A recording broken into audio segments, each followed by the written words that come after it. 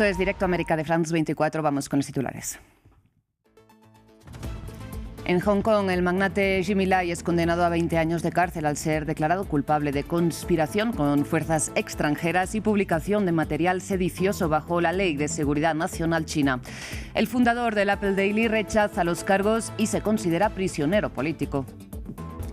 En Venezuela, este lunes, el opositor Juan Pablo Guanipa fue arrestado nuevamente solo horas después de haber sido excarcelado después de participar en una protesta. Las autoridades alegan que violó las medidas cautelares de su liberación. En California, la final del Super Bowl estuvo marcada por una fuerte crítica política que enfureció a Donald Trump. Entre otras cosas, Bad Bunny reivindicó su Puerto Rico natal en la final de la Liga de Fútbol Americano que ganó el equipo de Seattle. Y les cuento que en nuestra crónica diaria de Directo París hablaremos en esta ocasión del anuncio que ha hecho el primer ministro francés, Sébastien Lecornu, de cambiar parte al menos de los miembros de su gobierno antes de las elecciones municipales del mes de marzo. Bien, también veremos la apertura del juicio contra 9 policías por violencia voluntaria contra manifestantes durante el movimiento, recuerden, de los chalecos amarillos en 2018. Antes vamos con el bloque de noticias.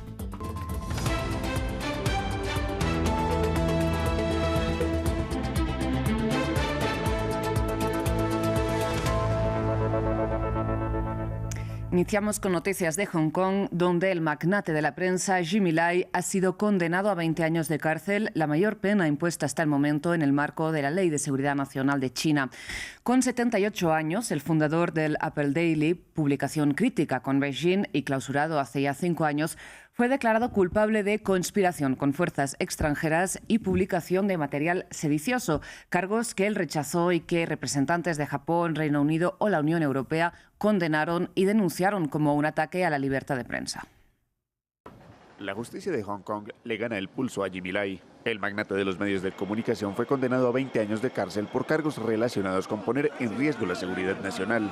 Sus seguidores y el personal del ahora cerrado periódico Apple Daily afirman que el resultado es un mensaje del gobierno de Beijing. Las repercusiones son bastante grandes. Incluso antes de la sentencia de hoy, la industria de la prensa se autocensuraba constantemente. Creo que el impacto será bastante grande.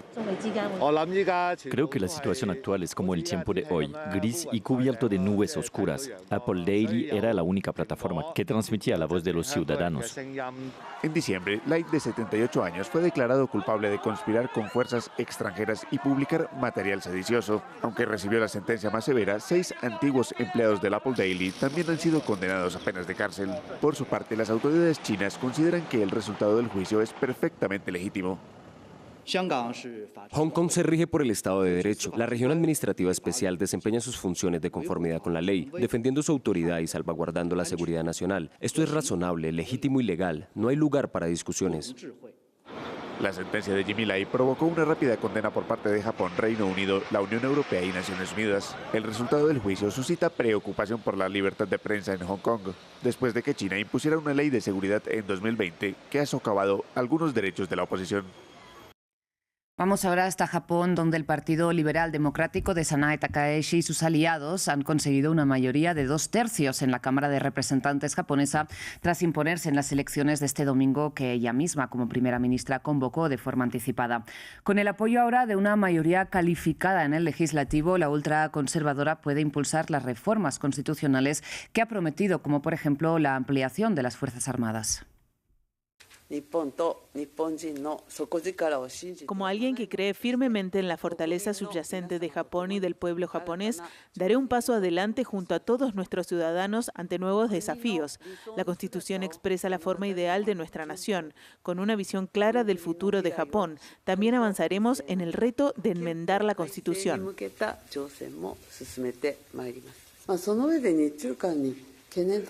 Dado que existen preocupaciones y problemas entre Japón y China, la comunicación es aún más importante.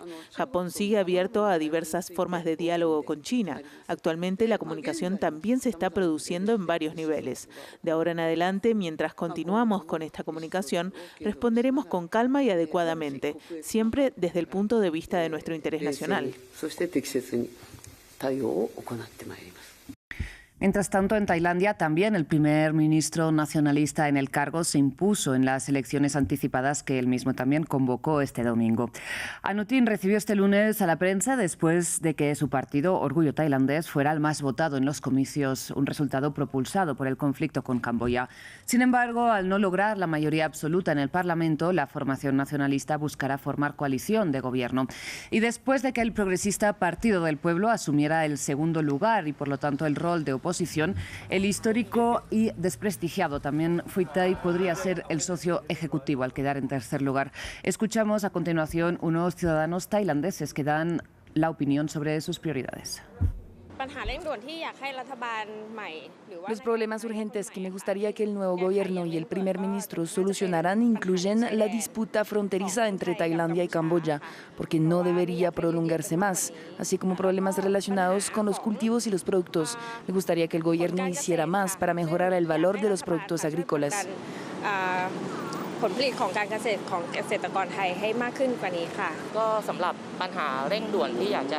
Entre los problemas urgentes que el nuevo gobierno necesita solucionar, en realidad preferiría que se centraran primero en la economía, porque ahora mismo es un momento crucial para ganar la confianza del pueblo y demostrar lo bien que pueden gestionar la economía del país.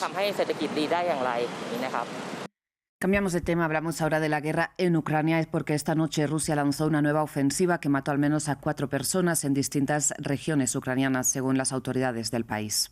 Aunque la Fuerza Aérea Ucraniana anunció que la mayoría de los misiles y drones rusos fueron interceptados una vez más por las defensas antiaéreas, entre las víctimas mortales se encuentran un niño de 10 años y su madre, que fueron hallados muertos por los servicios de emergencias de Kharkiv después de que un ataque de dron impactara contra su apartamento. Vamos a Reino Unido, donde hay una nueva renuncia en el gabinete de Keir Starmer en el marco del caso Epstein.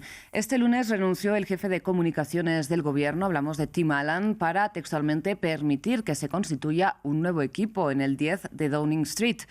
Su partida sigue a la del jefe de gabinete este domingo, ayer mismo, quien asumió la responsabilidad por haber propuesto como embajador británico en Estados Unidos a Peter Mandelson, uno de los protagonistas británicos de los papeles de Epstein junto al príncipe Andrés. Bien, el primer ministro insiste en que desconocía la magnitud de las relaciones entre el pederasta y el diplomático, al que cesó ya de su cargo en 2025. Sin embargo, su nueva aparición en los documentos revelados hace 10 días ha generado una nueva crisis para el laborista. Por otro lado, el socialista moderado António José Seguro es el presidente electo de Portugal tras imponerse en la segunda vuelta a su rival de extrema derecha, André Ventura. António José Seguro obtuvo el 66% de los votos y se convierte así en el primer jefe de Estado socialista en 20 años, sucediendo al conservador Marcelo Rebelo de Sousa tras 2 mandatos consecutivos.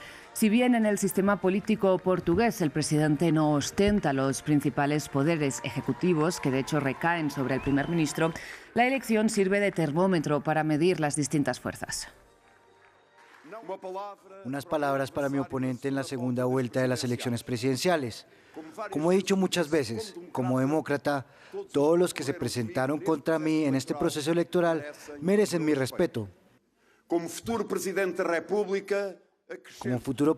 la República, añadiría que ya no somos oponentes y ahora tenemos el deber compartido de trabajar por una Portugal más desarrollada y justa. Vamos ahora de Portugal hasta Venezuela, donde el opositor Juan Pablo Guanipa fue detenido nuevamente, solo pocas horas después de haber sido excarcelado.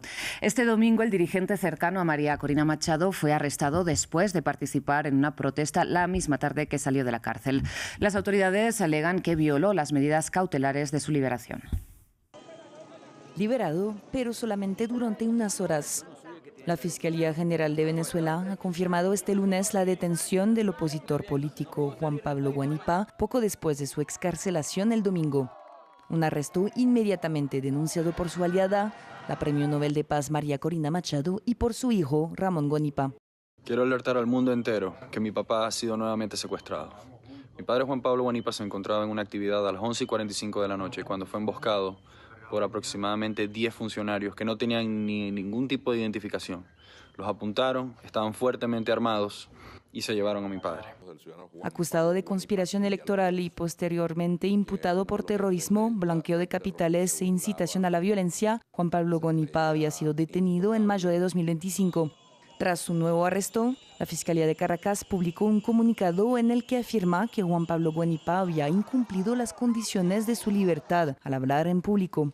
El Ministerio Público recuerda que las medidas cautelares acordadas por los tribunales están condicionadas al cumplimiento estricto de las obligaciones impuestas y que su incumplimiento faculta al órgano judicial, a solicitud de parte, revocar o sustituir la medida previamente otorgada conforme a la legislación vigente. En tal sentido, el Ministerio Público ha solicitado al tribunal que adopte las decisiones que en derecho correspondan, en resguardo del proceso penal para pasar a un régimen de detención domiciliaria. Después de la captura de Nicolás Maduro por parte de Estados Unidos, el gobierno interino de Delcy Rodríguez prometió liberar a todos los presos políticos. Desde entonces, 400 personas han sido puestas en libertad. El viernes, el presidente del Parlamento prometió que la ley de amnistía se aprobaría definitivamente este martes y que todos los detenidos estarían fuera de la cárcel antes del viernes. Mientras tanto, Cuba atraviesa una agravada crisis de combustible por el nuevo bloqueo petrolero impuesto por Estados Unidos. Y según fuentes de algunas aerolíneas, el gobierno de la isla ha advertido que desde este lunes ya no hay combustible para los aviones. Mientras Washington busca negociar objetivos todavía inciertos con La Habana. Samuel Salgado Castro nos amplía. Cuba cada vez más asfixiada. Una aerolínea europea advirtió que a partir de este lunes no habrá más combustible para aviación debido a las restricciones impuestas por el bloqueo estadounidense. En las calles de Cuba, la crisis de combustible cada vez más profunda paraliza el transporte público, obliga a las instituciones académicas a alterar sus programas y provoca cortes de energía, intensificando las tensiones en la vida cotidiana como la de este conductor. La situación del combustible acá está caótica, cada vez está caótica. Antes se podían conseguir en CUP y en USD, pero ya ahora también por la aplicación del ticket ya también se ha reducido. Semana laboral de 4 días, teletrabajo, restricciones en la venta de combustible, cierre de hoteles. El gobierno cubano ha anunciado un paquete de medidas para hacer frente a la crisis energética, pero para expertos en economía, el gobierno cubano se verá forzado a ceder ante Estados Unidos. Todo parece indicar que en algún momento, lamentablemente bajo una extrema presión y con una posición muy debilitada, las autoridades cubanas van a tener que aceptar algún tipo de negociación. Desde la operación militar del 3 de enero que concluyó con la captura del presidente de Venezuela, Nicolás Maduro, Estados Unidos anunció el fin del suministro de petróleo de ese país suramericano a la isla y ha amenazado con sanciones económicas a los países que suministren crudo a la nación insular, como México, que ahora se limita a enviar ayuda humanitaria. Bien, cerramos precisamente en Estados Unidos, donde la crítica política hecha espectáculo marcó la Super Bowl. El puertorriqueño Bad Bunny celebró su isla natal y denunció las políticas del presidente Donald Trump sin mencionarlo por su nombre. Sin embargo, el republicano se dio por aludido y menospreció al músico y más ampliamente a todo el show de la final de la NFL, en que los Seattle Seahawks se alzaron como campeones. Nuestra corresponsal Eumar Esa nos amplía.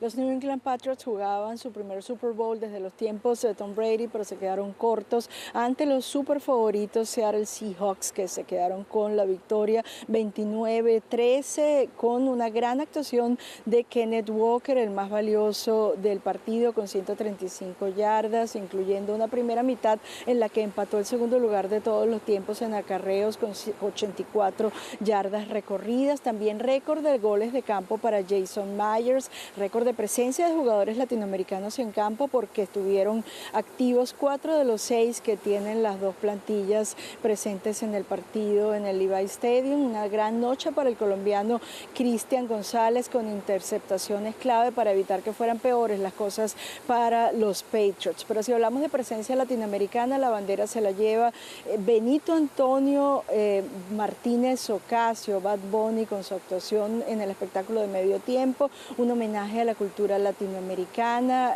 guiños a varias de las grandes figuras de la música latina, el repaso de su gran repertorio, apariciones sorpresa por parte de Lady Gaga bailando salsa, también de Ricky Martin cantando Lo que le pasó a Hawái.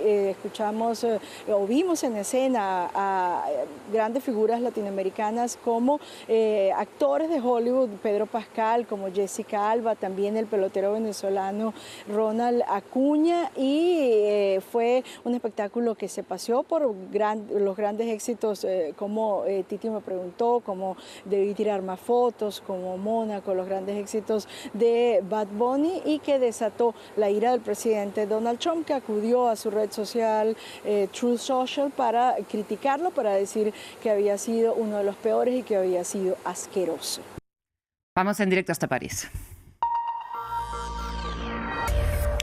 Bien, en Francia, después de conseguir la aprobación del presupuesto la semana pasada sin votación en la Asamblea Nacional, el primer ministro anunció que hará ajustes en su gobierno. Conectamos a continuación con nuestra periodista en la capital francesa, Erika Olavarría.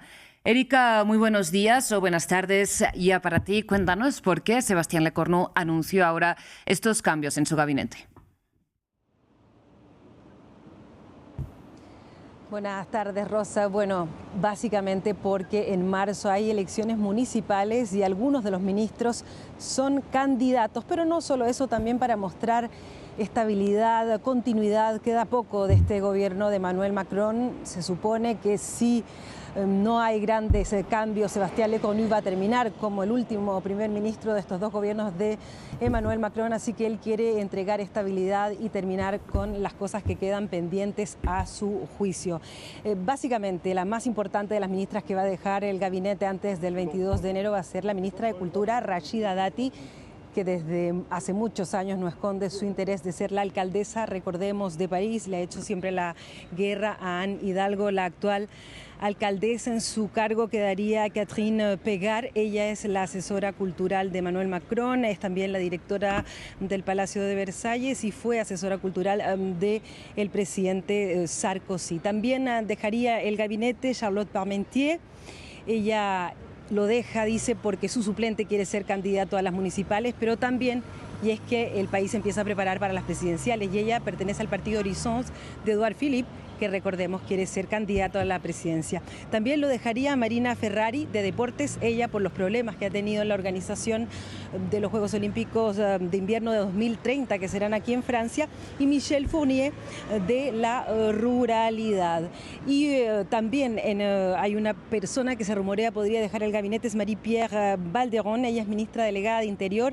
En su caso es porque ella se opuso a la nacionalización de George Clooney, el actor de Estados Unidos que con toda su familia, recordemos, obtuvo la nacionalidad francesa, y se enfrentó en ello al ministro del Interior, Laurent Núñez. Y finalmente se duda también sobre Gérald Darmanin, el ministro de Justicia. Él también no esconde sus intenciones de ser candidato a la presidencia en el 2027 y además él está apelando a una unión del centro y de la derecha, una gran alianza. Recordemos que él viene del partido de derecha, los republicanos, y no esconde sus intenciones de ser candidato a la presidencia, así que podría ser una de las sorpresas en este nombramiento. De las tareas pendientes que queda, el programa plurianual de la energía, una aplicación para las visas con la inteligencia artificial, pero lo que es más importante es la renegociación de los acuerdos de 1968 con Argelia.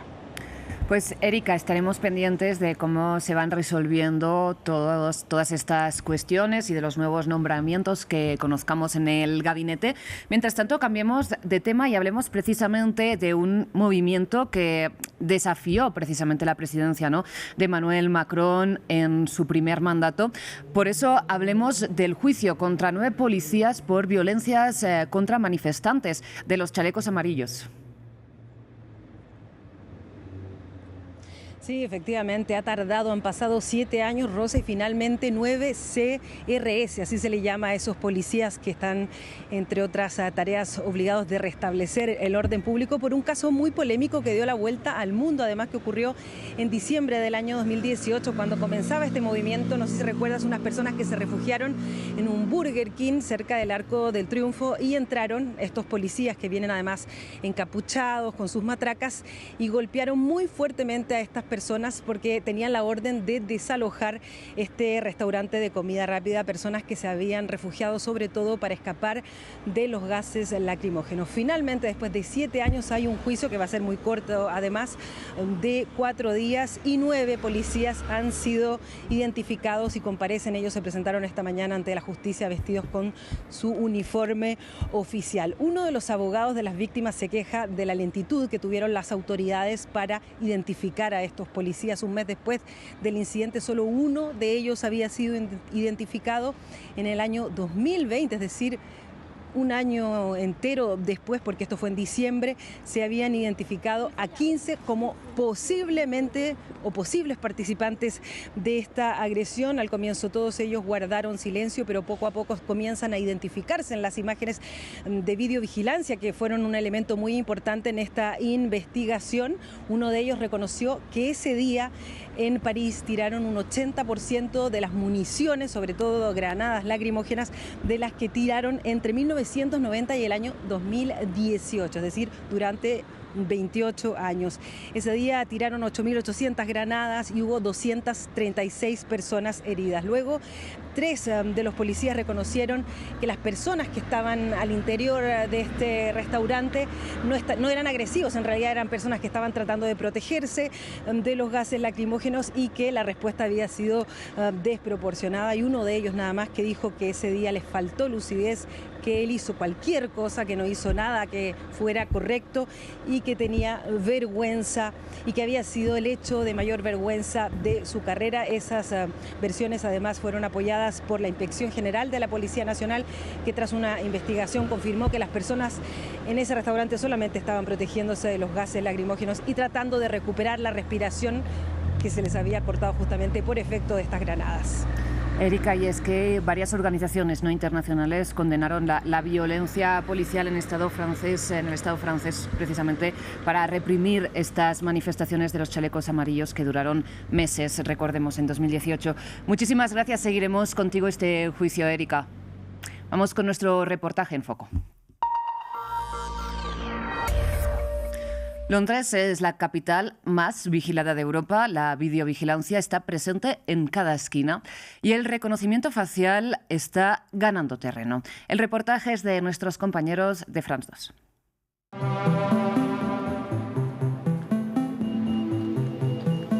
En Londres, viajar en el metro o esperar en un paso peatonal puede activar controles de vigilancia invisibles. Las cámaras de la ciudad pueden escanear rostros e instantáneamente conectarlos con una base de datos policial. Aquí, el reconocimiento facial no es una fantasía de ciencia ficción. Se ha convertido en una herramienta cotidiana para Scotland Yard. Pudimos observar a los agentes en acción. Esta furgoneta roja, equipada con cámaras, está estacionada cerca de una calle muy transitada. A bordo, el sargento que coordina la operación debe permanecer en el anonimato por razones de seguridad. El sistema, cada vez que aparece un recuadro alrededor de la cabeza de alguien, está comparando ese rostro con la lista de vigilancia. Hoy tenemos 16.500 personas en esa lista. Puede hacer cientos en un minuto. Lo hemos usado en eventos a gran escala, como partidos de fútbol. Cuando termina un encuentro, un estadio con 60.000 asientos. Afuera, los agentes están equipados con teléfonos especiales que los alertan si se detecta un sospechoso. Al hacer clic en la imagen que recibes, aparecen 2 fotos para reconocer mejor a la persona. Realizamos una prueba introduciendo temporalmente mi rostro en la base de datos de personas buscadas. Mientras camino por la calle, el sistema me reconoce en pocos segundos. Una alerta es enviada a la policía. En apenas una hora, la tecnología permite realizar 5 arrestos. Algunos sospechosos tienen órdenes de detención, mientras que otros están en libertad condicional y deben justificar su presencia en la zona. Según la Policía de Londres, esta herramienta les permite trabajar con más eficacia. La primera vez que usamos el reconocimiento facial en este barrio, arrestamos a 17 personas en 5 horas. De media nos toma unos 2 días encontrar a una persona buscada con métodos tradicionales. El sistema ha sido utilizado en más de 1.500 arrestos en Londres en 2 años. Se despliega regularmente en las calles y en grandes concentraciones de público. En el carnaval de Notting Hill del verano pasado, las cámaras ayudaron a detener a 61 personas buscadas, incluido este hombre que llevaba 10 años eludiendo a la policía.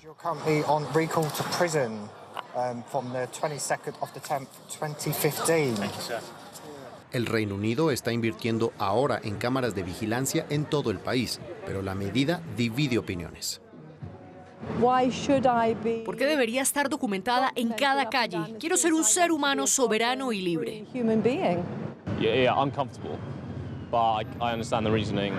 Si se hace basándose en reconocimiento facial y se conecta con otra información, entonces es aleatorio, quizá menos discriminatorio, quizá mejor. Por ahora, el uso del reconocimiento facial está poco regulado en el Reino Unido. Varias ONG exigen más salvaguardas y denuncian la falta de transparencia policial. Podría haber personas en estas listas que solo sean testigos de un crimen o que conozcan a alguien buscado. Ha habido niños de hasta 12 años en estas listas y la policía no ha podido explicarnos por qué. Londres es ya la capital más vigilada de Europa, pero la mayoría de sus cientos de miles de cámaras en espacios públicos son de calidad insuficiente para permitir un reconocimiento facial generalizado. A continuación, hacemos una breve pausa, menos de 5 minutos. Enseguida regresamos con más información internacional.